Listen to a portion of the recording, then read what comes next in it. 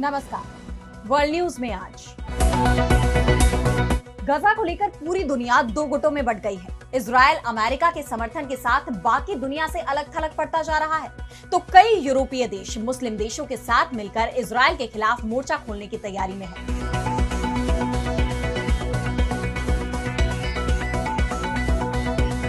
गजा युद्ध में अब दूसरे देश भी शामिल हो सकते हैं। इजरायली हमलों के खिलाफ अब इंटरनेशनल फोर्स मैदान में उतारने की तैयारी की जा रही है। फ्रांस के इस प्रस्ताव से इजरायली पीएम बेंयामिन नेतन्याहू के लिए बड़ी चुनौती खड़ी हो सकती है। वहीं पिछले 24 घंटों में 4 देशों ने फलस्तीन को मान्यता दे दी है, जिससे इजरायल तिलमिला गया और सभी देशों को सख्त चेतावनी दे दी। तो फलस्तीन पर नेतन्याहू की बड़ी हार, इस पर हम करेंगे विस्तार से चर्चा। लेकिन आइए जरा उन खबरों को भी देख लें जिन पर आगे होगी बात। अपनी परमाणु शक्ति बढ़ाने में जुटा ईरान 10,000 किलोमीटर से ज्यादा रेंज की आईसीबीएम मिसाइल का किया टेस्ट। अमेरिका इजरायल की बढ़ी टेंशन। चीन ले आया H-1B वीजा का विकल्प, के वीजा का किया ऐलान। वर्किंग प्रोफेशनल्स को लुभाने की तैयारी, अमेरिका को लग सकता है झटका। नेपाल की पीएम सुशीला कार्की ने किया अंतरिम सरकार का विस्तार, 4 नए मंत्री हुए शामिल। उधर हिंसा की जांच के लिए गठित की गई समिति। और चलते चलते में देखेंगे, क्या अगले 10 साल में दुनिया देखेगी अब तक का सबसे बड़ा विस्फोट, वैज्ञानिकों ने दी चेतावनी। इन सभी खबरों पर हम विस्तार से करेंगे बात, लेकिन पहले एक नजर हेडलाइंस पर। पाकिस्तानी नेताओं के भड़काऊ बयानों पर तालिबान की चेतावनी, कहा हर गड़बड़ के लिए अफगानिस्तान की तरफ उंगली उठाना होना चाहिए बंद, वरना भुगतने पड़ेंगे गंभीर नतीजे। म्यांमार में भारतीय सीमा के पास अराकान आर्मी पर डबल अटैक, बांग्लादेश से रोहिंग्या ने बोला हमला, उधर जुंटा सेना भी मचा रही तबाही। नेपाल के बाद अब एक और देश में जेनजी प्रदर्शनकारियों का हिंसक संघर्ष। पेरू में सरकार के खिलाफ हजारों की तादाद में सड़कों पर उतरे युवा, पुलिस को करना पड़ा बल प्रयोग। महीनों बाद साथ दिखे अमेरिकी राष्ट्रपति ट्रंप और टेस्ला चीफ मस्क, एक दूसरे से हाथ भी मिलाया। ट्रंप के फैसलों पर असहमति के चलते मस्क ने सरकार से दिया था इस्तीफा। तो फलस्तीन का दर्द अमेरिका सुनने को तैयार नहीं है। ट्रंप से मिले समर्थन के बाद इजरायल के प्रधानमंत्री बेंयामिन नेतन्याहू गजा में सर्वस्व तबाही का आदेश अपनी सेना को दे चुके हैं और इजरायली सेना अपने प्रधानमंत्री के आदेश पर गजा को समतल मैदान बनाने में जुटी हुई है। गजा को तबाह कर वहां नए सिरे से यहूदी बस्तियों को बसाने का प्लान तैयार किया जा रहा है। फिलहाल गजा की सीमाएं, हवाई क्षेत्र, तट रेखा सब कुछ इजरायल के कंट्रोल में है। वैसे देखा जाए तो गजा कोई बहुत बड़ा इलाका नहीं है। 41 किलोमीटर लंबी और 10 किलोमीटर चौड़ी ये पट्टी आज मानवीय आपदा से गुजर रही है और ये आपदा आई है इजरायल के चलते। इजरायल इस छोटे से टुकड़े पर कब्जे के लिए लाखों लोगों की जान ले रहा है। गजा का क्षेत्र कितना कम है ये हम दिल्ली से समझ सकते हैं। दिल्ली की लंबाई 51 किलोमीटर 9 मीटर और चौड़ाई 48 किलोमीटर 48 मीटर है, यानी गजा दिल्ली के 5वें हिस्से के बराबर भी नहीं है। लेकिन इतिहास में सबसे ज्यादा बमबारी गजा में ही हो रही है। इसी के चलते यूरोप भी अब यह मानने को मजबूर दिख रहा है कि अगर आज हिटलर होता तो शायद वो बेंयामिन नेतन्याहू के रूप में ही जन्म लेता। और इसलिए गजा में मची तबाही के बीच फ्रांस की तरफ से एक प्रस्ताव सामने आया है। फ्रांस पहले से ही गजा पर हमले को लेकर नेतन्याहू से नाराज है और अब उसने गजा में इजरायली सेना की जगह इंटरनेशनल फोर्स की तैनाती की बात कही है। यह प्रस्ताव जुलाई में जारी एक अंतरराष्ट्रीय घोषणा पत्र को लागू करने की बात करता है। इसमें 2 राष्ट्र समाधान, हमास के निरस्त्रीकरण और गजा में सुरक्षा व्यवस्था के हस्तांतरण का जिक्र किया गया है। गजा की आंतरिक सुरक्षा फलस्तीनी अथॉरिटी को सौंपने की बात कही गई है, जबकि बाहरी सुरक्षा का जिम्मा अंतरराष्ट्रीय सुरक्षा बल को सौंपने की बात कही गई है। वहीं फ्रांस के प्रस्ताव से पहले ब्रिटेन ने एक बड़ा कदम उठाया। ब्रिटेन के प्रधानमंत्री कीयर स्टारमर ने ऐलान किया है कि उनके देश ने अब फलस्तीन को देश के रूप में मान्यता दे दी है। कीयर स्टारमर ने कहा कि आज फलस्तीन और इजरायली लोगों के लिए स्थायी शांति की उम्मीद में और 2 स्टेट समाधान को मजबूत करने के लिए यूके औपचारिक रूप से फलस्तीन को देश के तौर पर मान्यता दे रहा है। स्टारमर ने जुलाई में गजा में आम लोगों पर इजरायल के हमलों को लेकर कड़ी नाराजगी जताई थी। उन्होंने कहा था कि इजरायल को गजा में युद्ध विराम करते हुए स्थायी शांति की तरफ बढ़ना होगा। अगर इजरायल शांति समझौते और 2 राष्ट्र समाधान को नहीं मानता है तो फिर ब्रिटेन फलस्तीन पर अपना रुख बदल देगा। और अब उन्होंने अपना रुख बदल भी दिया, जिसके बाद ब्रिटेन ने फलस्तीन को मान्यता दे दी। ब्रिटेन के अलावा कनाडा और ऑस्ट्रेलिया ने भी फलस्तीन को मान्यता दी है। कनाडा पहला G7 देश बना है जिसने फलस्तीन को देश के तौर पर मान्यता दी। अमेरिका के विरोध के बावजूद इन देशों ने फलस्तीन को मान्यता देकर डोनाल्ड ट्रंप को भी करारा झटका दे दिया है, जो इसके विरोध में दिखाई दे रहे थे। नेतन्याहू भी इससे भड़के दिख रहे हैं। उन्होंने फलस्तीन को मान्यता देने वाले देशों के खिलाफ बेहद तीखी टिप्पणी की है। नेतन्याहू ने फलस्तीन की मांग को पूरी तरह से खारिज कर दिया। उन्होंने कहा कि इजरायल ऐसा कभी नहीं होने देगा। जॉर्डन नदी के पश्चिम में फलस्तीनी राष्ट्र की स्थापना नहीं होगी।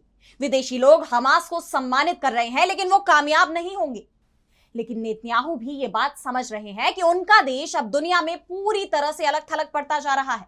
जिस तरह का अंतरराष्ट्रीय दबाव इजरायल पर फिलहाल दिख रहा है, उसके बाद माना जा रहा है कि जल्दी ही इजरायल घुटने टेक सकता है। और अब बढ़ते हैं अगली खबर की तरफ, जहां हम बात करेंगे ईरान की। तो ईरान का परमाणु कार्यक्रम पहले से ही अमेरिका की आंखों का कांटा बना हुआ है।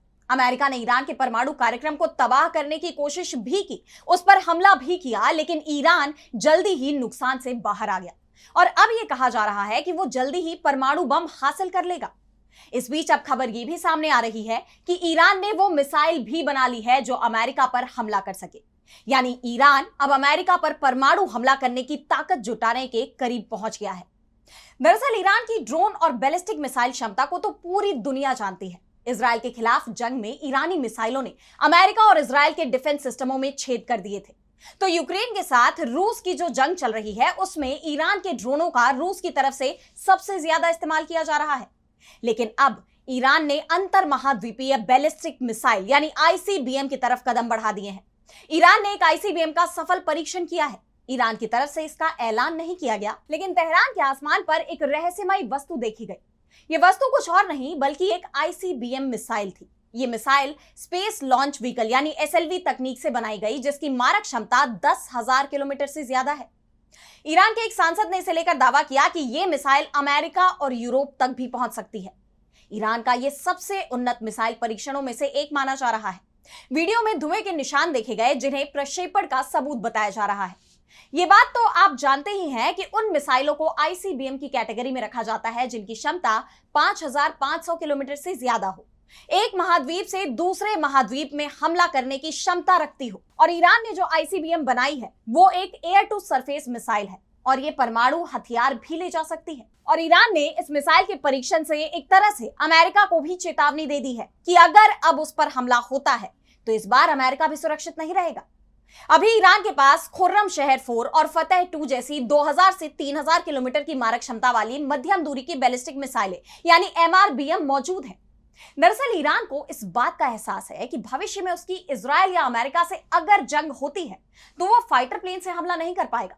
फाइटर प्लेन की मदद से वो ईरान की सुरक्षा कर सकता है, लेकिन हमले के लिए लंबी दूरी की मिसाइलों की जरूरत पड़ेगी, क्योंकि कोई भी फाइटर प्लेन 10,000 किलोमीटर दूर जाकर हमला करने की क्षमता नहीं रखता। ईरान से अमेरिका की दूरी 10,000 किलोमीटर से भी ज्यादा है, जिसके चलते हमले के लिए उसे लंबी दूरी की मिसाइलों की जरूरत पड़ेगी। और अब अगली खबर में बात करेंगे चीन की। तो जैसा कि आप जानते हैं कि अमेरिका और चीन के संबंधों में उतार चढ़ाव बना हुआ है। एक तरफ व्यापार जगत से लेकर रक्षा क्षेत्र तक चीन अमेरिका को ललकारता रहा है, वहीं दूसरी तरफ चीन को लेकर अमेरिकी राष्ट्रपति डोनाल्ड ट्रंप के सुर बीते कुछ दिनों से बदले बदले नजर आ रहे हैं। इस बीच अब चीन ने एक और बड़ा कदम उठाया है, जिससे अमेरिका को बड़ा झटका लग सकता है। चीन ने नए वीजा का ऐलान किया है, के वीजा। इस वीजा का उद्देश्य दुनिया भर से युवा और प्रतिभाशाली पेशेवरों को आकर्षित करना है।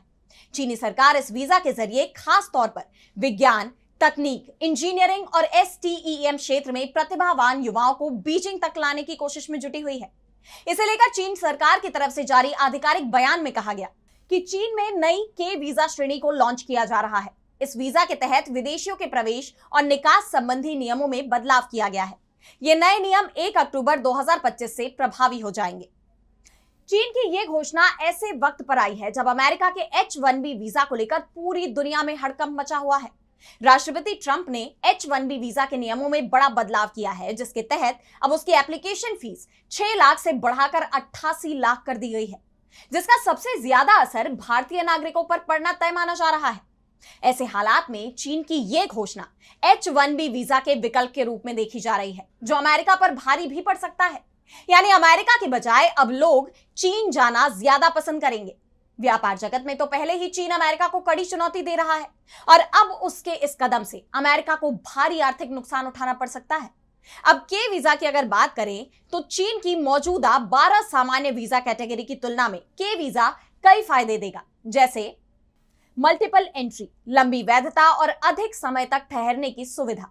अधिकांश वर्क वीजा की तरह इस वीजा के लिए किसी चीन के नियोक्ता या संस्था से इनविटेशन या किसी पत्र की जरूरत नहीं होगी। के वीजा धारक चीन में आने के बाद पढ़ाई, संस्कृति, विज्ञान और तकनीक के कार्यक्रमों में भाग ले सकते हैं। साथ ही व्यापार और उद्यमिता से जुड़े काम भी कर सकते हैं। ऐसे में चीन के इस कदम पर अमेरिका भड़क सकता है, जिससे दोनों देशों में तनाव पैदा हो सकता है। और अब अगली खबर में बात करेंगे नेपाल की। तो एक बड़े उथल पुथल के बाद नेपाल अब स्थिरता की तरफ बढ़ रहा है। नेपाल की अंतरिम सरकार देश को पटरी पर लाने की कोशिश में जुटी हुई है। नेपाल के अंतरिम प्रधानमंत्री सुशीला कार्की ने अपनी कैबिनेट का विस्तार करते हुए अपनी मंत्रिमंडल में 5 नए चेहरों को शामिल किया। इसके साथ ही मंत्रिमंडल में अब मंत्रियों की संख्या 9 हो गई है। और मंत्री बनाने के लिए पहले जिनके नामों का प्रस्ताव पेश किया गया उनमें अनिल कुमार सिन्हा, महावीर पुन, संगीता कौशल मिश्रा, जगदीश खरेल और मदन परियार का नाम शामिल है। बीते दिन यानी 21 सितंबर को प्रधानमंत्री सुशीला कार्की की तरफ से इन 5 मंत्रियों के नामों की सिफारिश राष्ट्रपति को की गई थी और अब इनमें से 4 को राष्ट्रपति भवन में मंत्री पद की शपथ दिलाई गई। स्वास्थ्य एवं जनसंख्या मंत्री के रूप में डॉक्टर संगीता कौशल मिश्रा की नियुक्ति फिलहाल स्थगित कर दी गई।